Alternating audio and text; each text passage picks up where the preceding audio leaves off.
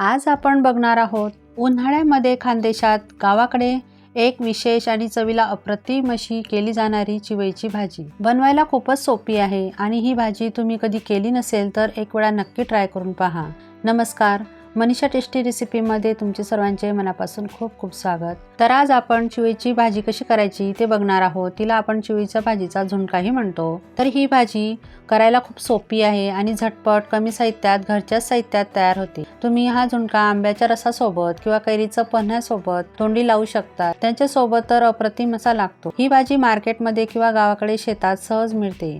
तर इथं ही भाजी निवडण्यापासून ते भाजी करण्यापर्यंत सविस्तर माहिती मी तुमच्या सोबत शेअर केलेली आहे। तेव्हा हा व्हिडिओ शेवटपर्यंत पहा आणि आवडल्यास एक लाईक करा आणि अशाच नवनवीन रेसिपीसाठी माझ्या चॅनलला सबस्क्राइब नक्की करा। चला तर मग रेसिपीला सुरुवात करूया। आता सुरुवातीला इथं ह्या भाजीबद्दल थोडी माहिती मी तुम्हाला सांगणार आहे। ह्या भाजीला चिवई, चिगळ, चिवडी, चिव अशा नावांनी ओळखली जाते। वराड, खानदेशात, विदर्भात या भागांमध्ये ही भाजी आवर्जून केली जाते आणि ही भाजी करण्याची ही पद्धती वेगवेगळ्या आहेत। तर आता ही भाजी कशी निवडायची मी तुम्हाला ते सांगते। तर तिच्या अशा जाड दांड्या असतात किंवा काड्या असतात त्या काढून घ्यायच्या आणि असा पाला असतो तो वेगळा करायचा आणि कवड्या दांड्या असतात ना तर त्या राहिल्या तरी चालतात, त्यांना आपल्याला भाजी चिरताना बारीक चिरून घ्यायच्या। आता मी ही भाजी व्यवस्थित काळजीपूर्वक निवडून घेणार आहे आणि तिच्या ज्या जाड दांड्या आहेत त्या काढून घेणार आहे। आता बघू शकता इथं मी भाजी छान निवडून घेतलेली आहे। मी तिच्या अशा ज्या कवड्या काड्या आहेत, दांड्या आहेत त्या राहू दिलेल्या आहेत, त्यांना आपल्याला अजिबात काढायच्या नाही, त्या खातानाही छान लागतात। तर मी फक्त जाडसरच अशा दांड्या काढून घेतलेल्या आहेत। तर आता आपल्याला ही भाजी स्वच्छ धुवून घ्यायची आहे। तर मी 2 ते 3 पाण्याने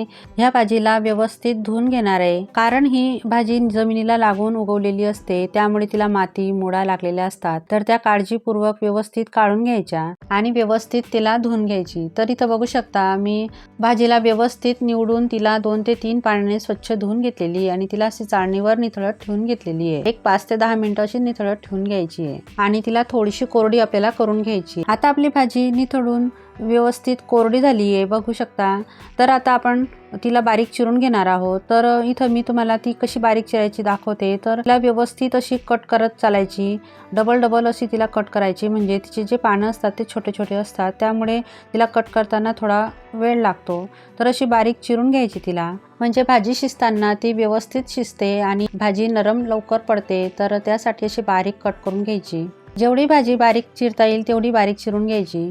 ही भाजी थंड असते उन्हाळ्यामध्ये, त्यामुळे ग्रामीण भागामध्ये ही भाजी आवर्जून करतात। खानदेशामध्ये तर उन्हाळ्यामध्ये ह्या भाजीचे फुनकेही केले जाते, अप्रतिम असे फुनके लागतात। कढी सोबत तर खूप छान टेस्टी लागतात। आता आपली ही भाजी व्यवस्थित बारीक चिरून झालेली आहे आणि आता आपण भाजी कशी करायची तर ते मी तुम्हाला दाखवते। तर त्यासाठी इथं मी गॅसवर कढई गरम करायला ठेवून घेतलेली होती आणि त्यामध्ये साधारण 3 ते 4 पड्या तेल टाकून घेतलेलं होतं। तेल व्यवस्थित गरम झाल्यावर त्यामध्ये अर्धा चमचा जिरे, 3 ते 4 लसणाच्या पाकळ्या बारीक चिरून घेतलेल्या होत्या त्या टाकून घेतलेल्या आहे आणि एक मध्यम आकाराचा कांदा बारीक चिरून तोही टाकून घेतलेला आहे। आता आपल्याला कांदा व्यवस्थित परतून घ्यायचा आहे, तेलामध्ये सोनेरी रंगावर त्याला परतायचं आहे। नंतर 1 चमचा हळद पावडर, 1.5 चमचा लाल तिखट टाकून घेतलेलं आहे। यामध्ये लाल तिखटच टाकतात। नंतर यामध्ये आपण जी भाजी चिरून घेतलेली होती ती टाकून घ्यायची आहे आणि तिला व्यवस्थित तेलामध्ये परतून घ्यायचं आहे, व्यवस्थित एकजीव करून घ्यायचं आहे आणि थोडं 1 ते 2 मिनिटं तिला असंच व्यवस्थित परतायचं आहे, म्हणजे जो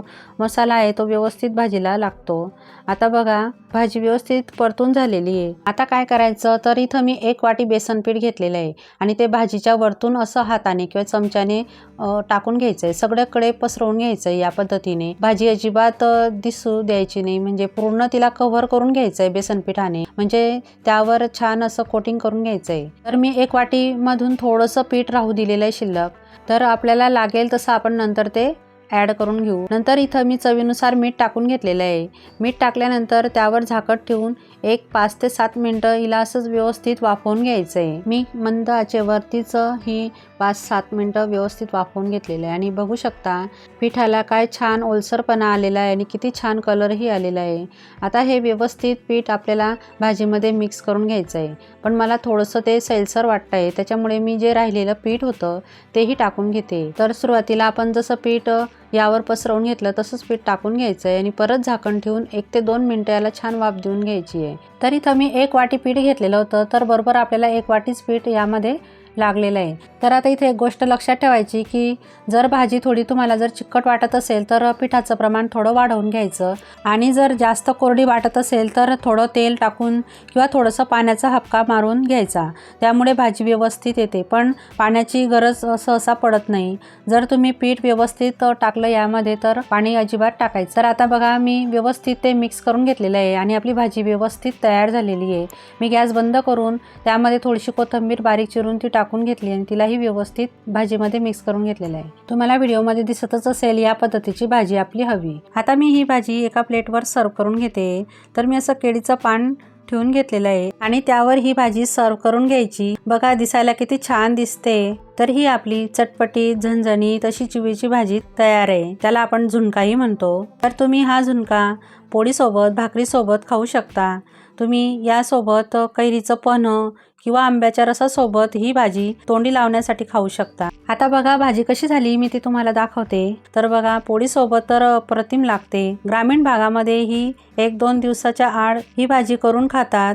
आमच्याकडे तर खानदेशामध्ये ह्या भाजीपासून फुनकेही करतात आणि ते कढीसोबत तर अप्रतिम असे लागतात. त्याचबरोबर मी ह्या भाजीचं एक वैशिष्ट्य तुम्हाला सांगितलं की भाजी उन्हाळ्यामध्ये थंड असते, त्यामुळे ही उन्हाळ्यामध्ये आवर्जून खावी. तर तुम्हाला ही माझी रेसिपी कशी वाटली ते मला कमेंट करून नक्की सांगा. आणि हो, तुमच्याकडे ह्या भाजीला काय म्हणतात तेही मला कमेंट करून नक्की सांगा. तुम्हाला जर माझी रेसिपी आवडली असेल तर एक लाईक नक्की करा आणि माझ्या अशाच नवनवीन रेसिपीसाठी माझ्या चॅनलला सबस्क्राईब करायला विसरू नका. चला तर मग पुन्हा भेटूया अशाच एक नवीन रेसिपी सोबत. तोपर्यंत मस्त खा आणि स्वस्त राहा.